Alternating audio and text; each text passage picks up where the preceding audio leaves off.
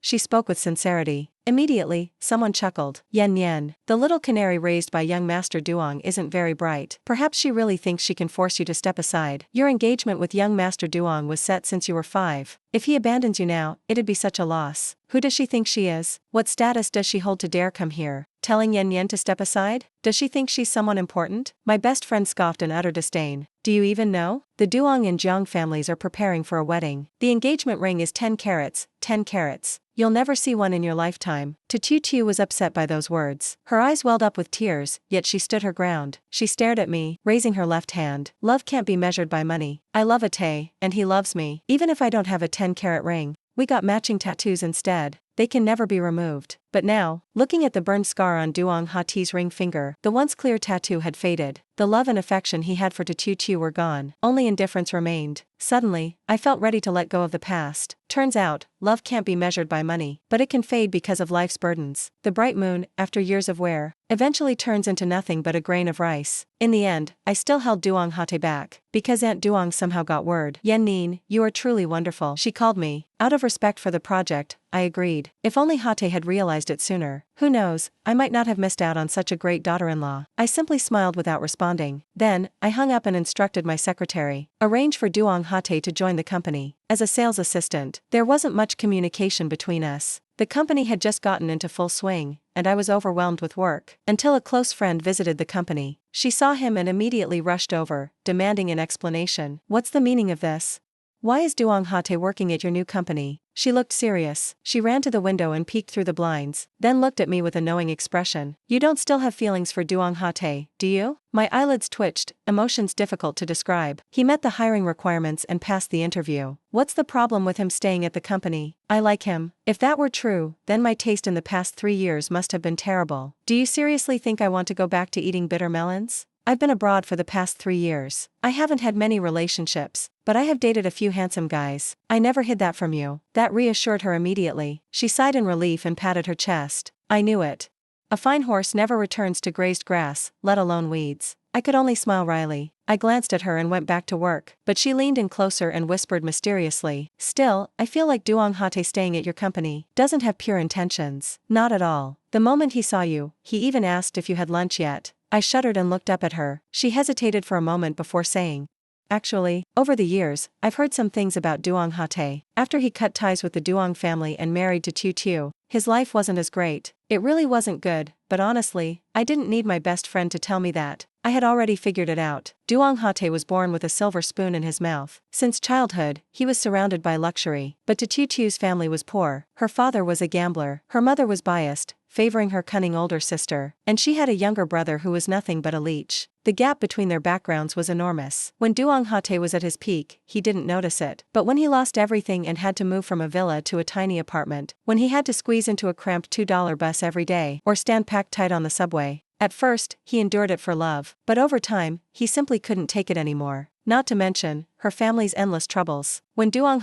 Hate and Tu Tu first got married, her parents were still somewhat polite. They assumed he was just temporarily estranged from his family. That one day, he'd return with wealth and status. So, they treated him well. But as time passed and they lost hope, they quickly revealed their true colors. The first thing they did was demand money from him. They calculated every meal he had eaten in their house, and they even demanded a 300,000 dowry repayment. When he left the Duong family, Duong Hate had nothing. With no other choice, he signed a debt agreement. He had to work to pay it off. For the past 3 years, her family never stopped causing trouble. One moment, her father had a new gambling debt. Another, her younger brother wanted a house. Or her sister would suddenly make some unreasonable demand. Actually, a year ago, Duong Hate went to see your parents.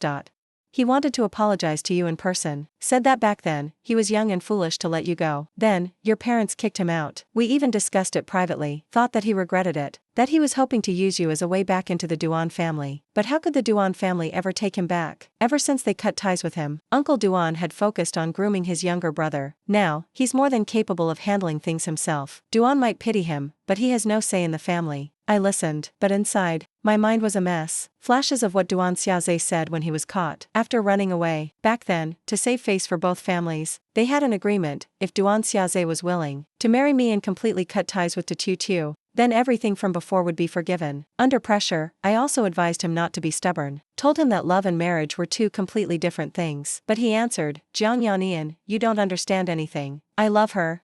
I can accept everything about her. As long as we love each other, nothing else will matter. He said it with such conviction back then, but now, he thinks that he was just young and naive, so his love wasn't strong enough to accept everything about Tu. Their love couldn't withstand hardships, big or small. How ridiculous. I think this is just karma for Duan Xiaze. Who told him to abandon you at the wedding, to choose Tu instead?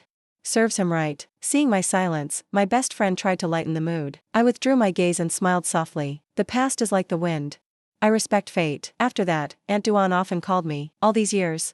Although our families had little private contact, and Aunt Duong was always kind to me, during the years I was abroad, she never forgot me. On every holiday, she prepared a gift, and sent it through my parents. She had invited me to her birthday parties many times, and I couldn't refuse. I just never expected to run into Duong Hate that day. He arrived alone, dressed in a suit like he was going for an interview. Despite his efforts to appear polished, he was completely out of place among the guests. Once, he had belonged to high society. Now, he no longer fit in. Aunt Duong wiped her tears upon seeing him. This child, he's truly been ruined by Tu. There's no place for him in the Duong family anymore. If it weren't for my repeated pleas, he wouldn't have even made it past the door today. She held my hand, sighed, then called Duong Hate over. You two were such a perfect match back then. Hearing that, Duong Hate didn't react with his usual defiance. Instead, a sorrowful look appeared on his face. He forced a bitter smile and stared at me. With self-mockery, he murmured, who wouldn't see that? The way he looked at me left me a little unsettled. There weren't many guests at the party that day. Most were members of the Duong family. Whether by chance or design, Duong Hate remained by my side throughout the evening, constantly bringing up the past. Out of politeness, I initially responded with a smile. But as time went on, his words strayed further off course. Do you remember when we were 15? Our families traveled to Paris together. You got lost, and I was the one who found you. You clung to me and cried for so long. I remember thinking, this girl cries so much. If I marry her someday, I'll have to comfort her every day.